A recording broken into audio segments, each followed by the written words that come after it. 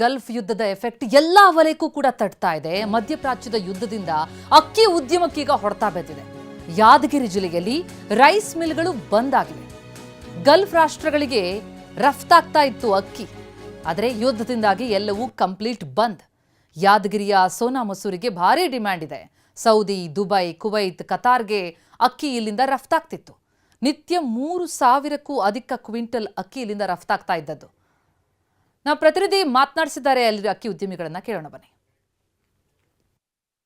Iran ಮತ್ತು Israel ಮಧ್ಯೆ ಭೀಕರ ಯುದ್ಧ ನಡೀತಿದೆ. ಇದೇ ಕಾರಣಕ್ಕಾಗಿ ಗಲ್ಫ್ ಕಂಟ್ರಿಗಳ ಮೇಲೆ ಸಹಿತ ಯುದ್ಧದ ಕಾರ್ಮೋಡ ಆವರಿಸಿಕೊಂಡಿದೆ. ಹೀಗಾಗಿ ಭಾರತ ದೇಶದಲ್ಲಿ ಸಹಿತ ಉದ್ಯಮದ ಮೇಲೆ ಇದರ ಒಂದು ಪರಿಣಾಮ ಕೂಡ ಬೀರಿದೆ. ಅದರಲ್ಲೂ ಯಾದಗಿರಿ ಜಿಲ್ಲೆಯಲ್ಲಿ ರೈಸ್ ಏನು ಉದ್ಯಮ ಇದೆ, ಅಂದರೆ ಅಕ್ಕಿಯ ವ್ಯಾಪಾರದ ಮೇಲೆ ಸಹಿತ ಸಾಕಷ್ಟು ಪರಿಣಾಮ ಕೂಡ ಬೀರಿರುವಂಥದ್ದು. ಸದ್ಯ ನಾನೀಗ ಯಾದಗಿರಿ ನಗರದ ಹತ್ತಿಕುಣಿ ರೋಡಲ್ಲಿರುವಂಥ ಲಕ್ಷ್ಮೀ ರೈಸ್ ಮಿಲ್ಲಲ್ಲಿದ್ದೀನಿ. ಕೆಲ ದೃಶ್ಯಗಳು ತೋರಿಸುವಂಥ ಪ್ರಯತ್ನ ಕೂಡ ಮಾಡ್ತೀನಿ.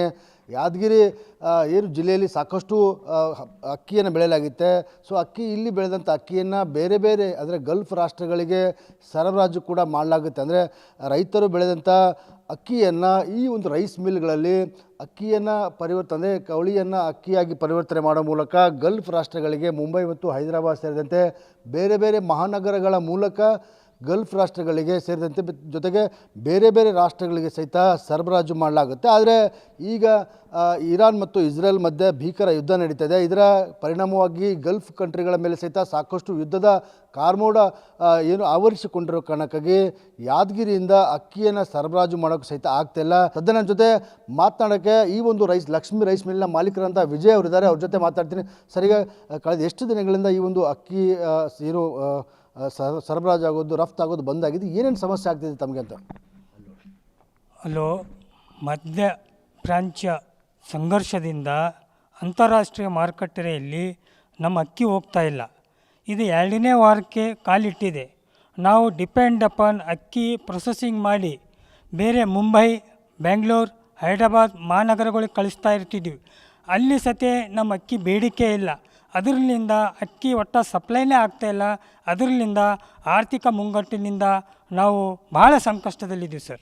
ಇದು ಅಕ್ಕಿ ಹೋಗೋದ್ರಿಂದನೇ ನಮ್ಮ ಎಲ್ಲ ರೀತಿಯಿಂದ ಪೇಮೆಂಟ್ ಮಾಡೋದು, ರೈತರಿಗೆ ಪೇಮೆಂಟ್ ಮಾಡೋದು, ಬ್ಯಾಂಕಿನ ಬಡ್ಡಿ ಪೇಮೆಂಟ್ ಮಾಡೋದು ಮತ್ತು ಲೇಬರಿಗೆ ಪೇಮೆಂಟ್ ಮಾಡೋದು, ವಿದ್ಯುತ್ ಶಕ್ತಿ ಬಿಲ್ಲನ್ನು ಪೇಮೆಂಟ್ ಮಾಡ್ತೀವಿ. ಆದರೆ ಇದು ಅಕ್ಕಿ ಇದು ಯುದ್ಧದಿಂದ ಮಧ್ಯಪ್ರಾಚೀನ ಗಲ್ಫ್ ಕಂಟ್ರಿಯಿಂದ ಯುದ್ಧದಿಂದ ನಮಗೆಲ್ಲಲ್ಲಿ ಅಕ್ಕಿ ಎಕ್ಸ್ಪೋರ್ಟ್ ಆಗ್ತಿದೆ ಸರ್. ಈ ಕಡೆ ಬಾಸುಮತಿ, ದುಬೈ, ಕುವೈತ್, ಇರಾನ್ ಅದೆಲ್ಲ ಬಾಸುಮತಿ ಅಕ್ಕಿ ಎಕ್ಸ್ಪೋರ್ಟ್ ಆಗ್ತಿತ್ತು. ಈ ಕಡೆ ನಮ್ಮ ಸೋನಾ ಮಸೂರಿನೇ ಎಕ್ಸ್ಪೋರ್ಟ್ ಆಗ್ತಿತ್ತು. ಸಡನ್ಲಿ ಏನಾಗಿಬಿಟ್ಟಿದೆ ಸರ್, ಸೋನಾ ಮಸೂರಿ ನಮ್ಮ ದುಬೈ ಮತ್ತು America, Saudi Arabia Sona Masuri ಭಾಳ ಸಪ್ಲೈ ಡಿಮ್ಯಾಂಡ್ ಇತ್ತು ಸರ್. ಸಡನ್ಲಿ ಅದು ಸೋನಾ ಮಸೂರಿನೂ ಸ್ಟಾಪ್ ಆಗಿಬಿಡ್ತು. ಅದರಿಂದ ಇವಾಗ ಅಕ್ಕಿ ಹೋಗ್ಲಾರ್ದಕ್ಕೆ, ನಾವು ಸಪ್ಲೈ ಆಗ್ಲಾರ್ದಕ್ಕೆ ಭಾಳ ಅಂದರೆ ಭಾಳ ಸಂಕಷ್ಟ ಇದ್ದೀವಿ. ಪೇಮೆಂಟ್ಗಳಂದು ಕೊಡ್ಲಿಕ್ಕೆ ಆಗ್ತಾಯಿಲ್ಲ. ಮುಂದಿನ ದಿನಗಳಲ್ಲಿ ನಮಗೆ ಏನು ಮಾಡಬೇಕೆಂಬುದು ದಾರಿ ತೋರಿಸ್ತಾ ಇಲ್ಲ. ಕ್ಯಾಮ್ರಾಮನ್ ಶಿವಶಂಕರ್ ಜೊತೆ TV9 ಯಾದಗಿರಿ.